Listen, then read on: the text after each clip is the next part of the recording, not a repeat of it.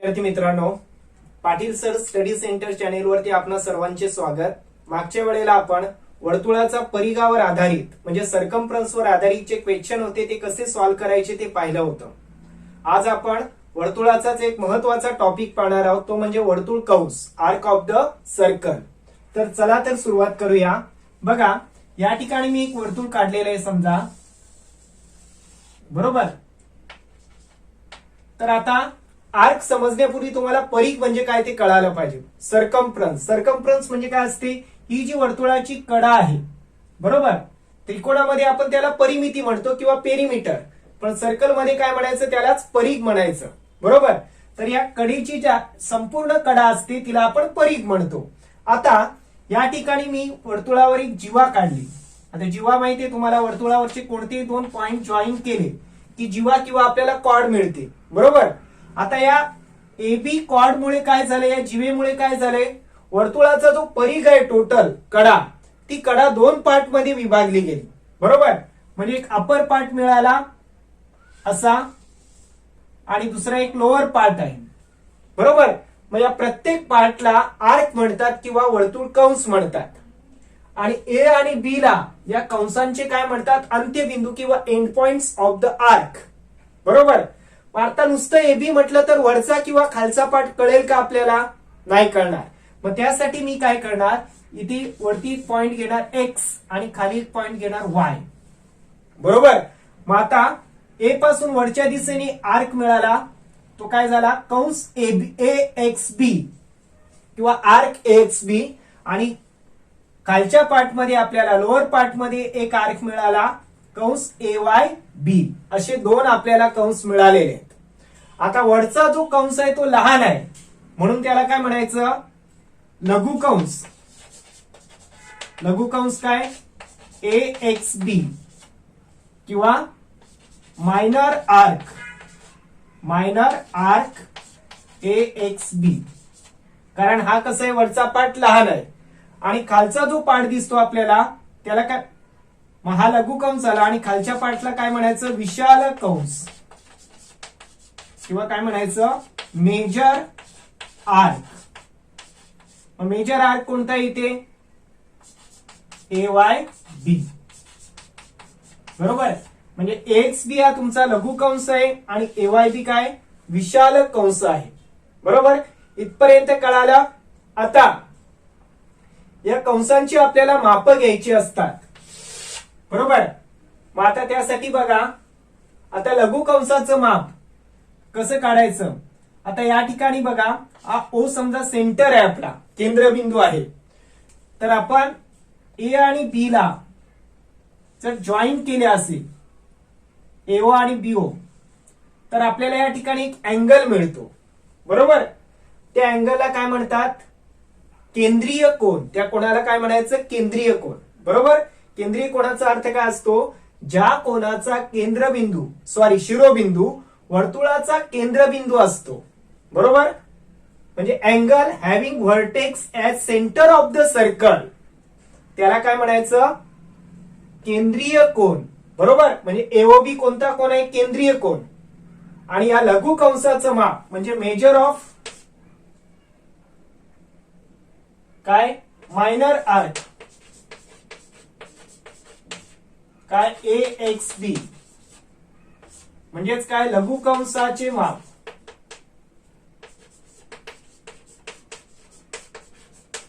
ते कसे एवढं असतं?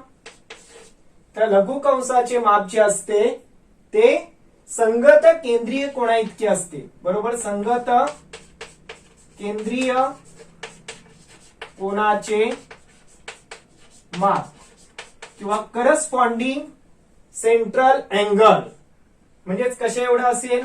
Major of angle A O B. समजतं? लघु कंसाचं माप बरोबर संगत केंद्रीय कोनाचे माप किंवा करस्पॉन्डिंग सेंट्रल अँगल। मग लघु कंसाचं माप कसं काढायचं कळालं। आता समजा एओबीचं माप 120 असेल, याचं माप किती असेल? 120 समजा आहे। तर मग हा जो आर्क दिसतो आपल्याला एक्स बी, याचं पण माप किती येणार? 120 येणार, बरोबर, म्हणजे सेंट्रल अँगल जेवढा असेल तेवढंच या लघु कंसाचं माप असतं. लक्षात आलं इथपर्यंत. आता AB एंड पॉइंट असल्यामुळे AXB आणि AYB हे करस्पॉन्डिंग आर्क आहेत, म्हणजे ज्याला काय म्हणतो पूरक कंस. येते लक्षात तुमच्या. आणि पूरक कंस असल्यामुळे काय होणार, AYB चं माप काढण्यासाठी काय करणार, म्हणजे विशाल कंसाचे माप, विशाल कंसाचे माप किंवा मेजर ऑफ मेजर आर्क, त्याचं नाव काय AYB, विशाल कंस AYB चं माप बरोबर काय येणार मग. आता टोटल सर्कलचं जे माप असतं ते 360 असतं. टोटल मेजर किती असतं 360. आता टोटल माप 360 आहे, त्याच्यातून 120 मायनस केले की याचं माप राहील की नाही, बरोबर. म्हणजेच काय, विशाल कंसाचे माप बरोबर काय सूत्र मिळेल, 360 वजा संगत लघु कंसाचे माप, बरोबर. म्हणजेच काय 360 मायनस करस्पॉन्डिंग काय येणार मायनर आर्क. या प्रकारे आपल्याला विशाल कंसाचं माप सुद्धा काढता येईल. या दोन्ही गोष्टी लक्षात आल्या. बघा लघु कंसाचं माप कशा एवढं असतं, मायनर आर्कचं माप संगत केंद्रीय कोना एवढं, करस्पॉन्डिंग सेंट्रल अँगल, तो जर 120 असेल तर याचं पण माप 120 येणार. आता समजा हा 120 आहे तर विशाल कंसाचं माप बघा, विशाल कंसासाठी काय सूत्र आहे, लघु कंसाचे माप 360 वजा संगत लघु कंसाचे माप, म्हणजे 360 मायनस करस्पॉन्डिंग मायनर आर्क. आता मायनर आर्क माहित आहे आपल्याला इथे. आता AYB चं माप काढू शकतो आपण, 360 मायनस 120 किती येणार 240 डिग्री. येते लक्षात. या प्रकारे आपल्याला एक कंस माहित असेल तर करस्पॉन्डिंग दुसरा कंस किंवा संगत दुसरा कंस आपण सहज काढू शकतो. कळालं. आता आणखी एक महत्वाचा टॉपिक बघा. समजा तेच सर्कल आहे, हा काय O सेंटर केंद्रबिंदू आहे. आता AB मगाशी असं वरती होतं ना, आता हा जो AB आहे, मगाशी असा इथे AB होता, तो AB समजा या सेंटर मधून पास झाला, केंद्रातून गेला, बरोबर. तर आपण काय सांगू शकतो, वरचा जो आर्क आहे AXB आणि खालचा जो आर्क आहे AYB, म्हणजे कंस AXB आणि AYB. आता ऑब्झर्व करा कसे दिसतात तुम्हाला, दोन्ही कसे आहेत, इक्वल आहेत, सारखेच आहेत, बरोबर. म्हणजेच काय, जीवा जर वर्तुळाच्या केंद्रातून जात असेल, म्हणजे AB जर वर्तुळाचा व्यास असेल, व्यास ही वर्तुळाची सर्वात मोठी काय असते, जीवा. Chord is the greatest, diameter is the greatest chord of the circle, हे तुम्हाला माहित आहे. मग अशा वेळेला जर कंसाचे अंत्यबिंदू हे व्यासाचे अंत्यबिंदू असतील तर अशा वेळेला मिळणारे दोन्ही जे कंस आहेत, आर्क AXB आणि आर्क AYB, ते इक्वल असतात, समान असतात. त्यावेळेला त्या प्रत्येक आर्कला, म्हणजे आर्क कंस AXB आणि दुसरा कंस AYB arc, okay. Arc AXB आणि आर्क AYB या प्रत्येकाला काय म्हणतात, अर्धवर्तुळ कंस. काय म्हणायचं यांना, अर्धवर्तुळ कंस किंवा सेमी सर्क्युलर आर्क. यांना काय म्हणायचं, अर्धवर्तुळ कंस किंवा सेमी सर्क्युलर आर्क. कधी तयार होतात, जर AB वर्तुळाचा व्यास असेल तर, बरोबर. मग अशा वेळेला या सेमी सर्क्युलर आर्कचं मेजर किती असेल, याचं माप किती असेल, म्हणजे मेजर ऑफ अर्धवर्तुळ कंसाचे माप,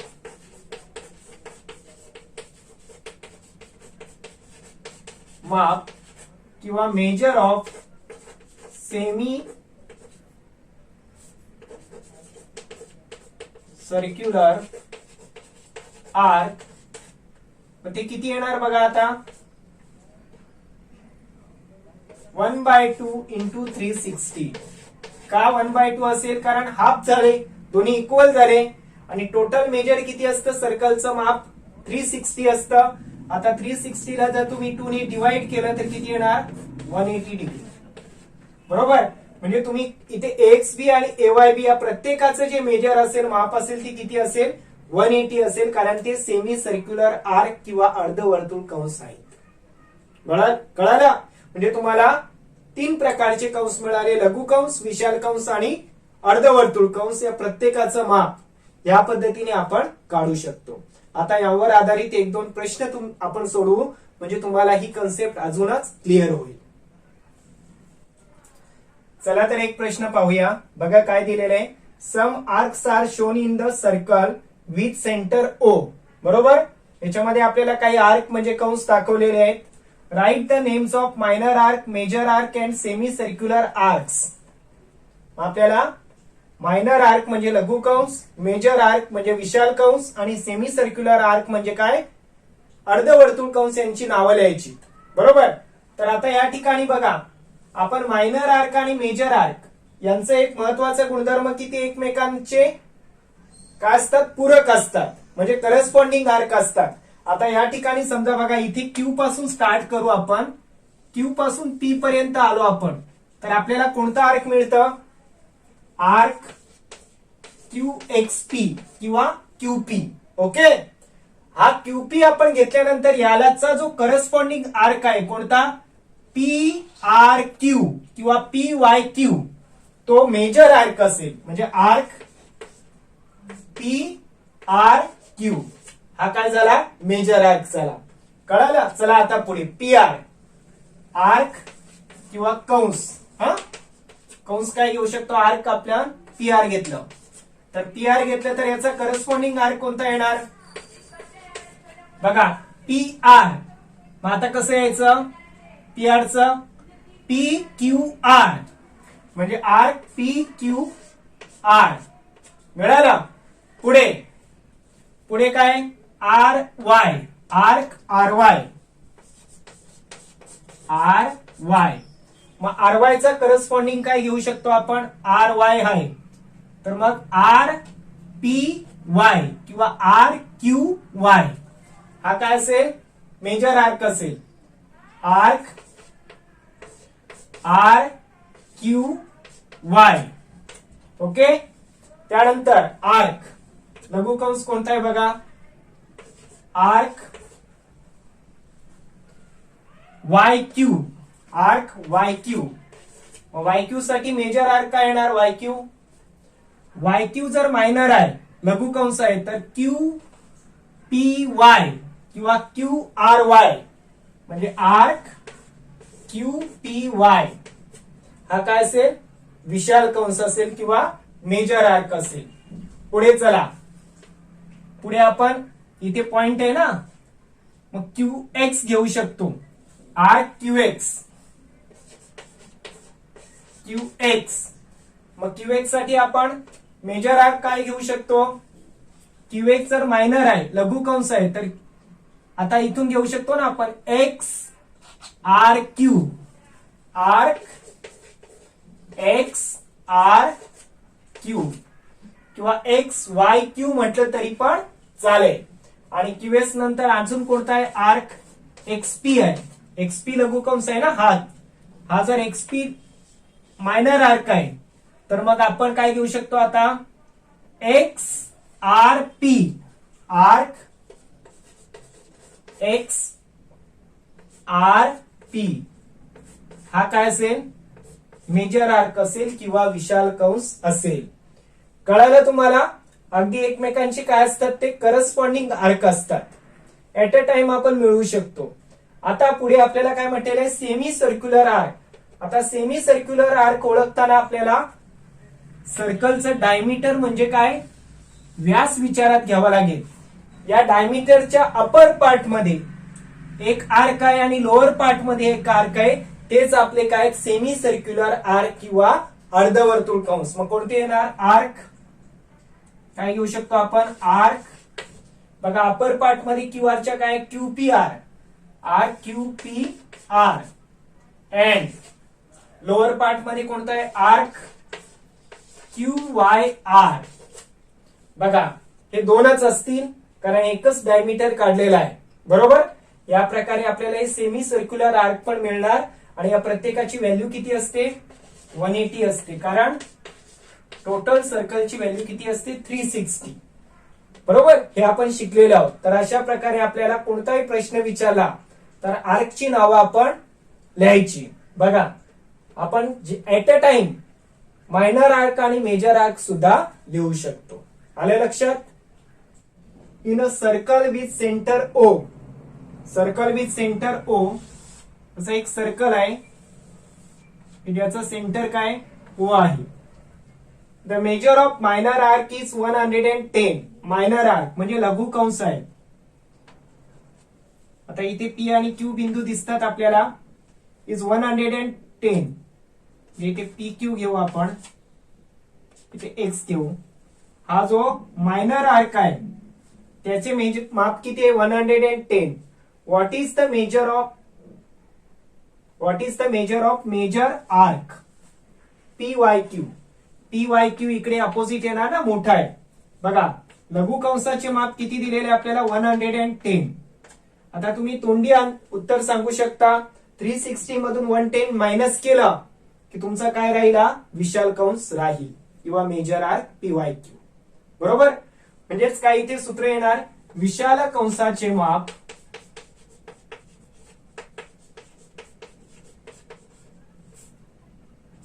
PYQ चे. बरोबर. बरोबर काय येणार 360 वजा लघु कंस PXQ चे माप.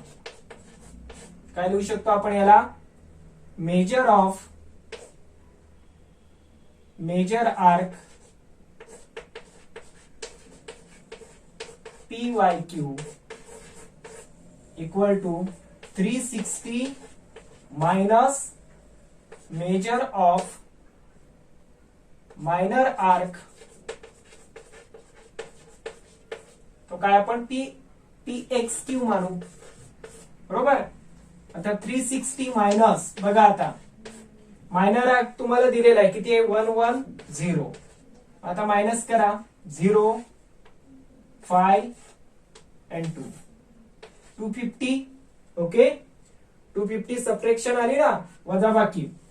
हे कशाचं माप असेल तर विशाल कंस PYQ चे किंवा मेजर आर्क PYQ. येते लक्षात. म्हणजे अत्यंत सिम्पलेस्ट वे मध्ये तुम्हाला एक कंस दिला की त्याचा करस्पॉन्डिंग दुसरा कंस आहे संगत कंस, तो आपण सहजरित्या काढू शकतो. बरोबर. तर विद्यार्थी मित्रांनो या प्रकारच्या प्रश्नांची तुम्ही प्रॅक्टिस करा. आर्क म्हणजे काय असतात ते नीट समजून घ्या कारण हा जो पार्ट आहे तो तुम्हाला दरवर्षी म्हणजे प्रत्येक इयत्तेमध्ये रिपीट होणार आहे. बरोबर. जॉमेट्रीचा जो भाग आहे भूमितीचा त्याच्यासाठी या कन्सेप्ट खूप क्लिअर असणे अत्यंत आवश्यक आहे. त्यामुळे तुम्ही नीट समजून घ्या आणि जास्तीत जास्त क्वेश्चन सॉल्व्ह करा म्हणजे तुम्हाला हा विषय भाग अधिकच पक्का होईल. बरोबर. तर अशाच प्रकारचे व्हिडिओ त्याचप्रमाणे ट्रिक्स देणाऱ्या वैदिक गणिताचे असतील किंवा गणिती क्लुप्त्या ट्रिक्स त्यांचे व्हिडिओ आपल्या चॅनेलवर असतात आणि रेग्युलर सिलेबस सुद्धा आपण सुरू केलेला आहे. त्यामुळे तुम्ही चॅनेलला सबस्क्राईब करा म्हणजे तुम्हाला अशा प्रकारच्या व्हिडिओचं नोटिफिकेशन मिळत राहील. धन्यवाद. थँक्यू.